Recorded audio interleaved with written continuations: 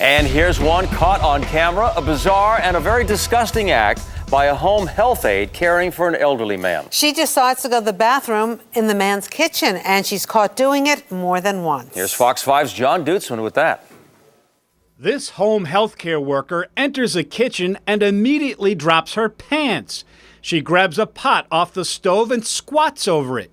She now urinates into the pot. Her name is Lourdes Castillo, and the pot she's using for a potty is also used by her and other healthcare workers to warm the man's milk and cook his food. When she's done, she grabs the pot, puts it in the sink, and looks like she runs some water in it. If she's rinsing the pot out, she certainly doesn't spend a lot of time doing it. She puts the pot on the stove. She then places other dishes in the same sink, a sink that may not be completely cleaned up. It certainly wasn't sterilized or scrubbed down by the healthcare worker. And this wasn't the first time she was caught peeing in the kitchen. In this much darker video taken a few days before, she can be seen on the right of your screen squatting down again. All of this captured by video cameras secretly hidden in the kitchen by Judy Harris, the daughter of 86-year-old Miguel Vasquez, the man being cared for. Judy originally suspected healthcare workers were stealing food from her father, but what she caught on tape stunned her. I started crying. I got angry. I got upset. This was shocking to me, to see her using my father's cooking pot, urinating in them, and pouring the urine in the sink. It's gross. It's very gross, and the fact that we trusted this woman, she has been here for about 6-7 months. Judy immediately complained to the agency that Lourdes Castillo worked for and to the authorities. But when we caught up with Lourdes last week, she was working for a different agency on her way to care for another patient. Hi, Lourdes from Channel 5. How are you?